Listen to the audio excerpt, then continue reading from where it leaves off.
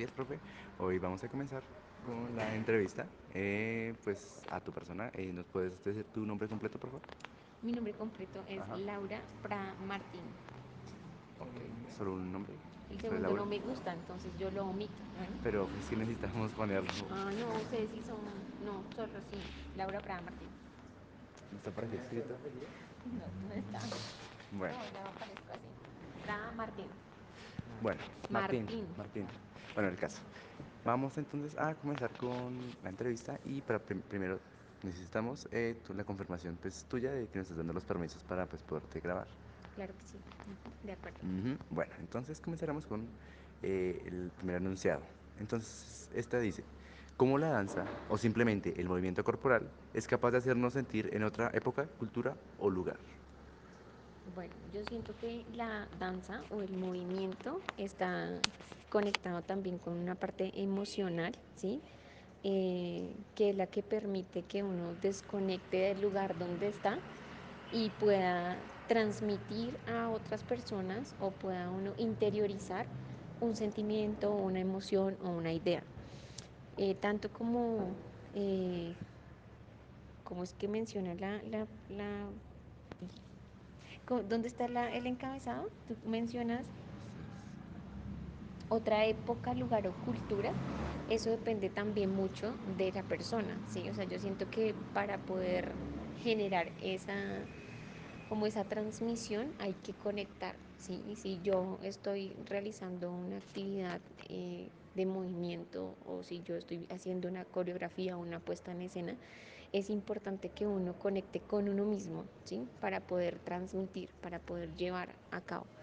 Eh, digamos que si yo no soy consciente de lo que hago y la percepción corporal no conecta como con todas esas terminaciones nerviosas, como con ese movimiento del cuerpo, con el ser consciente que estoy moviendo los dedos, las manos, los pies o las diferentes partes del cuerpo, eso no va a permitir que yo genere con las demás personas también ese traslado a otra época, a otra cultura, a otra dimensión, ¿sí? Pero creo que sí es como la danza tiene la capacidad de desconectar o de conectar o de llevarte a otro mundo, a otro lado, a otro nivel, solo dependiendo de la forma como la persona ejecute, ¿sí? De cómo la persona sienta. O sea, si yo creo, ¿no? Considero de esa manera, si uno no siente lo que está haciendo, es muy difícil que pueda haber como esa otra percepción. Y si de pronto estamos, por ejemplo, hablando desde lo que siente el espectador, por ejemplo, la forma en Precisamente. que, la forma en que el bailarín en este caso puede transmitírselo al espectador y que éste también lo entienda. Precisamente, o sea, todo depende del bailarino, de la persona que está ejecutando la danza o el movimiento. Si esa persona no conecta consigo mismo, es muy difícil que conecte con el público, con el espectador, ¿sí? O sea, si yo no soy consciente de lo que yo estoy haciendo, de lo que quiero transmitir, es muy complejo que la otra persona también lo reciba. ¿Sí es esa tu pregunta?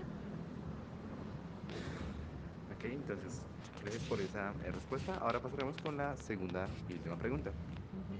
Entonces, esta dice, ¿podría decirnos algunas características claves respecto a la danza, movimiento corporal de las siguientes culturas? Comenzaremos con la Europa medieval, un poquito más hacia Alemania. Bueno, digamos que puedo centrarme no tan específica en Alemania, sino en medieval, época medieval. Resulta que esa es una época en la historia de la danza muy importante, porque aquí aparece la danza de la muerte. Resulta que era prohibido bailar. En esa época no se podía bailar porque resulta que, es que, ¿me puedo extender? Sí, dale, ¿O centro toda la No, no. información? no Bueno, importa, nos resulta sirve. que en esa época, en la época medieval, la danza fue titulada Danza de la Muerte porque la iglesia no permitía que o las mujeres o las personas expusieran o exhibieran su cuerpo, ¿no? Entonces estaba mal visto que las mujeres bailaran, sobre todo porque ustedes saben como que las mujeres se veían como las musas también, ¿no?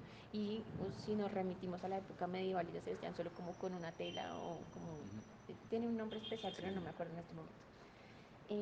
Entonces la danza estaba mal vista, que lo que generó es que en los lugares populares o en los pueblos se generaran sitios especiales en donde la gente se escondía a bailar. De ahí nace la danza popular medieval, que es como después, digamos, no les explico. Después de Europa salen, por ejemplo, los españoles buscando otras tierras y llegan a Colombia, nuestro territorio, y ellos traen todo eso que se fue generando en esa época, ¿sí? Entonces, esa danza medieval que fue satanizada, que a las personas que encontraban bailando las mataban, o sea, por eso se llamaba danza de la muerte.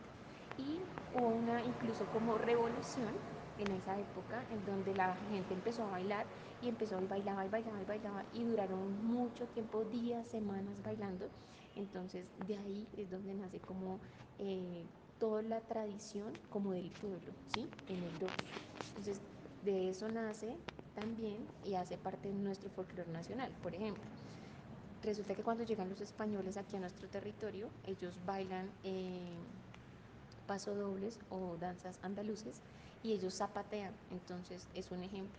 El joropo tiene de esa danza los zapateos de los caballeros, ¿sí? Entonces digamos que no hablo solo de Europa y se quedó centrado ahí todo esto y no influye nada en nosotros, sino que vean cómo la danza va viajando y van transmitiendo y generando y aportando y creando otras culturas o otro folclore, ¿sí? Entonces eso es Ok. como la información de Europa, ¿sí? Ajá, muchas gracias.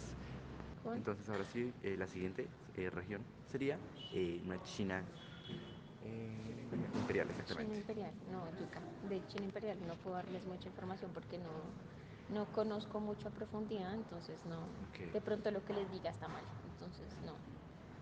Entonces, De pronto la porque verdad no, no me importa. preferiblemente Ajá, estén bien o mal, no nos va a servir porque igual eso ajá. tenemos que descartarlo más adelante si es que está mal.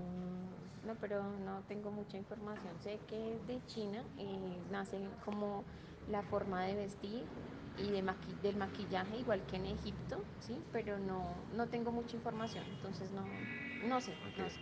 No Eso puede podría servir. ahondar en eso. Lo verdad es que esos puntos Ah, que dieron, la verdad es que fueron bastante útiles. ok, ok. Y bueno, muy pegado ahí a China, Japón. O sea, algo de Japón, Japón. Japón imperial también, No, en una tampoco. época. No. ¿Algún dato así pequeño como el que nos acabas de dar?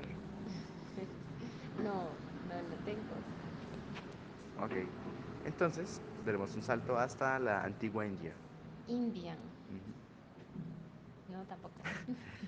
Digamos que de esas regiones lo que pasa es que, por ejemplo, yo, cuando trabajamos en la historia de la danza en la optativa o con los chicos de primaria, tocamos, digamos que, temas que son muy importantes dentro de lo que fue la evolución de la danza, ¿sí? Como lo que yo les mencioné de Europa y me centré en la época medieval, ¿sí?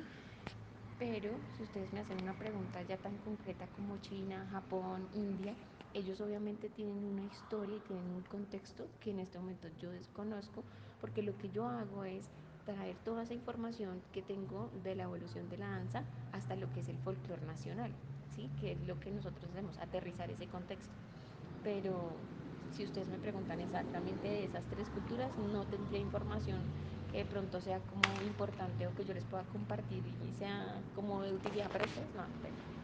Ok, bueno, entonces se supone que aquí estamos tratándolas por culturas que hay dentro de este juego, ¿no?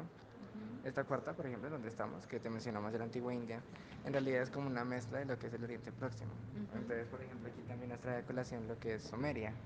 Así que no podríamos verlo, o sea, si te parece mejor así, no tendríamos que verlo como específicamente la antigua India, el antiguo Egipto, Sumeria, sino como tal lo que era el desierto o el Oriente Próximo, pues en la antigüedad, ¿no? Si es que de pronto llegas a saber algo sobre eso. No, digamos que o yo he trabajado personalmente un poco más la danza árabe, que puede que tenga un poco de relación con la danza de la India. No es mucha la relación, pero tiene mucha similitud, ¿sí? Por ejemplo, ellos trabajan mucho la danza al sol, a la luna, los movimientos circulares, ¿sí? La posición de las manos siempre tienen un significado de alabanza a los dioses y a Buda, bueno, cosas así.